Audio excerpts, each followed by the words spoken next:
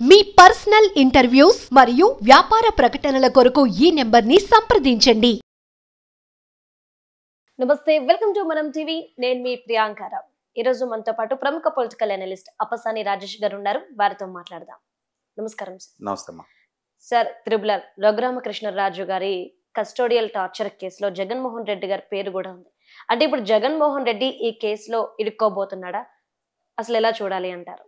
వాస్తవంగా రఘురామకృష్ణరాజు గారి మీద కస్టోడియల్ టార్చర్కి పోలీస్ డిపార్ట్మెంటు తనకు తానుగా నిర్ణయం తీసుకుందా? పోలీస్ డిపార్ట్మెంటు అంతటి కస్టోడియల్ టార్చర్కి గురి చేయాల్సినంతటి నేరం రఘురామకృష్ణరాజు గారు చేశారా? రెగ్యులర్ పోలీసింగ్లో పోలీసులు పిక్ పాకెటర్స్ని, నేరస్తుల్ని, రౌడీ షీటర్లని సమాజంలో శాంతి భద్రతలు కాపాడటం కోసం, నేరాలు అదుపు చేయడం కోసం రకరకాల స్థాయి నేరస్తులతో డీల్ చేస్తూ ఉంటారు. అక్కడ వాళ్ళకి ఎవరు పైనుంచి ఆదేశాలు ఇవ్వవసరంలా. వాళ్ళ జ్యూరిస్డిక్షన్లో వాళ్ళకి తెలిసి ఏదైనా ఒక నేర సంఘటన జరిగింది అని అంటే, అది వాళ్ళకి ఫిర్యాదు అందింది అని అంటే, వాళ్ళుగా అంటే ఆ నేరాలని అరికట్టడానికి కావాల్సిన నిర్ణయం తీసుకొని అమలు చేస్తారు. కానీ ఇక్కడ ఒక లోక్సభ సభ్యుడు,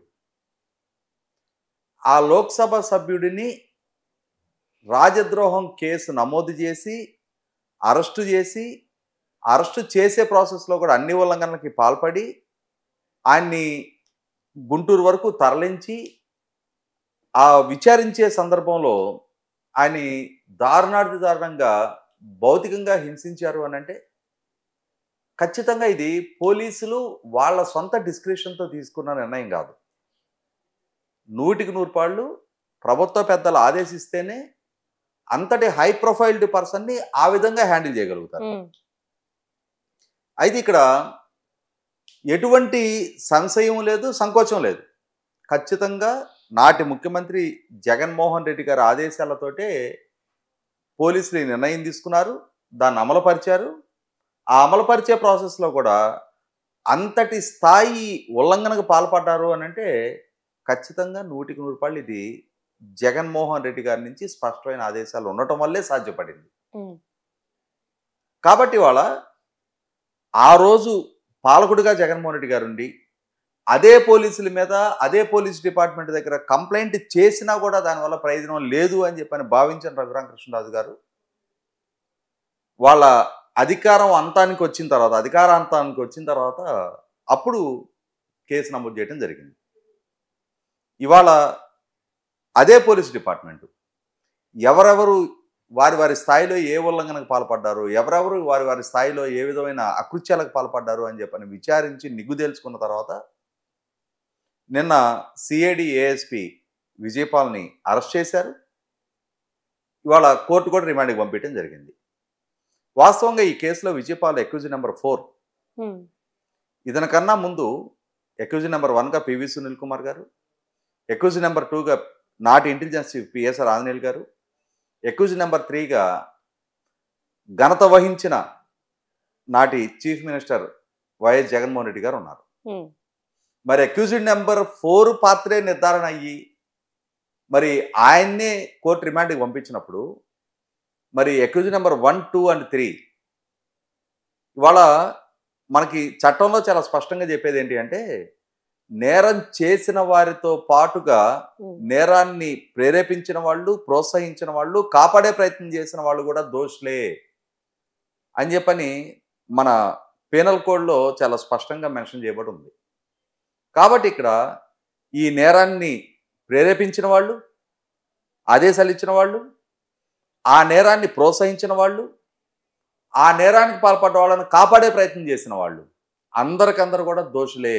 దీంట్లో ఒకరు రాష్ట్ర ముఖ్యమంత్రి, లేకపోతే ఇంకొకళ్ళు ఐపీఎస్ అధికారులు, డీజీ స్థాయిలో ఉన్న అధికారులు అని చెప్పని ఎవరిని ఎక్స్క్యూజ్ చేయాల్సిన అవసరము లేదు. ఎందుకంటే వాళ్ళు వాళ్ళ విధులను అతిక్రమించారు, రూల్ ఆఫ్ లాని అతిక్రమించి మేము ప్రభుత్వ ఉద్యోగులము, ప్రజలు కట్టిన పన్ను నుంచి జీతం తీసుకుంటున్నాము, జగన్మోహన్ రెడ్డి గారు రాజకీయ పార్టీలో కార్యకర్తలం కాదు అనే అంశాన్ని విస్మరించి 100% వాళ్ళు వ్యవహరించిన వ్యవహార శైలికి తగిన మూల్యం చెల్లించే తీరాలి.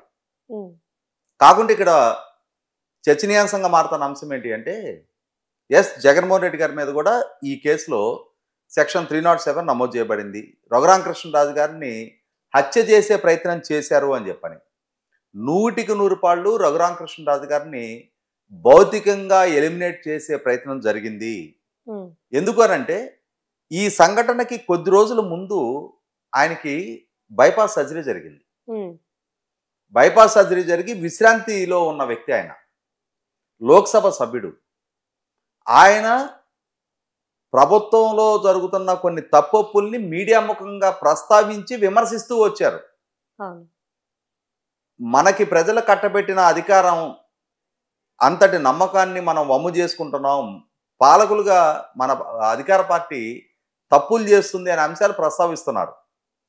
దాన్నే జీర్ణించుకోలేని, సహించలేని, భరించలేని జగన్మోహన్ రెడ్డి గారు నా అధికారాన్ని ప్రశ్నిస్తారా, నా దగ్గర టికెట్ తీసుకొని నా పార్టీలో నేనిచ్చిన బీఫామ్ ద్వారా నెగ్గిన లోక్సభ సభ్యుడు నన్నే విమర్శిస్తాడా అని చెప్పనే ఒక రకమైన అతిశయమా, అహంకారమా, ఏమైనా కానీ ఇవాళ దాన్ని ప్రదర్శించి తన దగ్గర ఉన్న పోలీస్ డిపార్ట్మెంట్ని, తన రాజకీయ ప్రత్యర్థులని, అంటే జగన్మోహన్ రెడ్డి గారు రఘురామకృష్ణరాజు గారిని తన పార్టీ లోక్సభ సభ్యుడు అని కాక తన రాజకీయ ప్రత్యర్థిగానే భావిస్తున్నారు కాబట్టి తన ప్రత్యర్థుల్ని హింసించడానికి పోలీస్ డిపార్ట్మెంట్ని ఒక ఆయుధంగా వాడుకున్నాడు.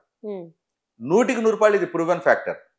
ఇది ఒక్క రఘురామకృష్ణరాజు గారి విషయంలోనే కాదు, శ్రీకాకుళం జిల్లాలో అచ్చెన్నాయుడు గారు, కోన రవికుమార్ గారి దగ్గర నుంచి మొదలుపెట్టి అనంతపూర్ జిల్లాలో జేసీ ప్రభాకర్ రెడ్డి గారు, అసిమిత్ రెడ్డి గారి వరకు ప్రతి జిల్లాలో కూడా తన రాజకీయ ప్రత్యర్థులు అయిన కీలకమైన నాయకుల్ని అక్రమ కేసులు పాలు చేశారు, అరెస్టులు చేశారు, కస్టడీ టార్చర్కి గురి చేశారు, జైలు పాలు చేశారు.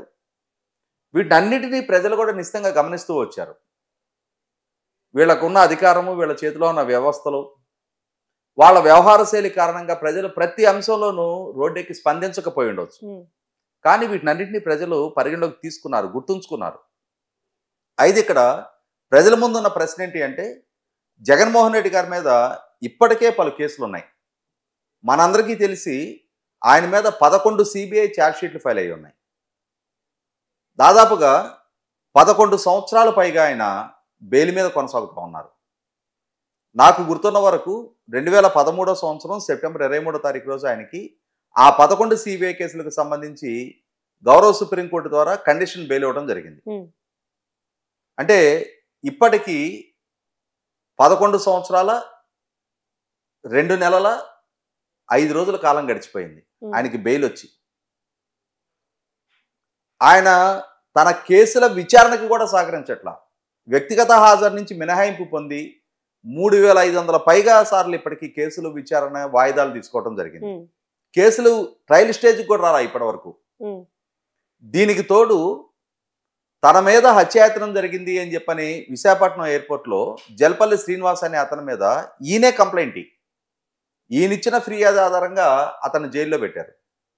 5 సంవత్సరాల పాటు తానుండే తాడేపల్లి నుంచి విజయవాడలో ఉన్న ఎన్ఐఏ కోర్టుకు వెళ్ళి బాధితుడిగా తన వాంగ్మూలాన్ని ఇవ్వడానికి కూడా సహకరించకుండా 5 సంవత్సరాల పాటు అతనికి బెయిల్ కూడా దక్కని పరిస్థితుల్లో జైలు పాలు చేస్తే చివరికి గౌరవ హైకోర్టు అతనికి బెయిల్ ఇవ్వడం జరిగింది. అంటే న్యాయస్థానాలకి, కేసులకి, విచారణకి సహకరించని ఒక ధిక్కార ధోరణి జగన్మోహన్ రెడ్డి గారు ప్రదర్శిస్తూ ఉన్నారు. రీసెంట్గా చూసాం ప్రజాప్రతినిధుల కోర్టులో ఆయన మీద ఒక పరువు నష్టం కేసు దాఖలై ఉంది. ఆ కేసు విచారణకి సహకరించని నేపథ్యంలో రీసెంట్గా సెప్టెంబర్ నెలలో ఆయన తన కుమార్తె పుట్టినరోజు వేడుకల్లో పాల్గొనాలి అని చెప్పని పాస్పోర్ట్ కోసం ప్రజాప్రతినిధుల కోర్టు నుంచి ఎన్ఓసి కోసం అప్లై చేస్తే మొట్టమొదట మీరు కోర్టుకు వచ్చి కోర్టు విచారణకు సహకరిస్తాము అని చెప్పని అఫిడవిట్ ఇచ్చి 20,000 రూపాయల పూచీకత్తు సమర్పిస్తే మిమ్మల్ని పరిగణలో తీసుకుంటాము అని చెప్పని కోర్టు ఆదేశాలు ఇస్తే పాస్పోర్ట్ అయినా వద్దనుకున్నారు తప్ప కోర్టుకు మాత్రం హాజరు కాల. అంటే ఇన్ని కేసులు ఆల్రెడీ ఆయన మీద ఉన్నాయి. వీటి విచారణే కనీసం అడుగు ముందుకు పడని పరిస్థితి మన కళ్ళ ముందు కనిపిస్తూ ఉంది.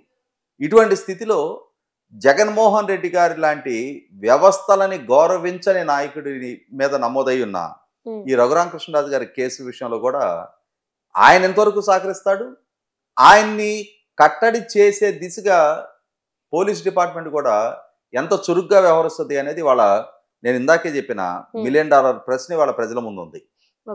100% పాళ్ళు విజయపాల్ని అరెస్ట్ చేశారు. పిఎస్ఆర్ ఆంజనేయుల్ని, పివి సునీల్ కుమార్ గారు కూడా ఆల్రెడీ ఇప్పుడు ముందస్తు బెయిల్ పిటిషన్ ఫైల్ చేసుకున్నారు. విజయపాల్ గారు కూడా సుప్రీంకోర్టు వరకు ఆయన కూడా ముందస్తు బెయిల్కి ప్రయత్నం చేశారు.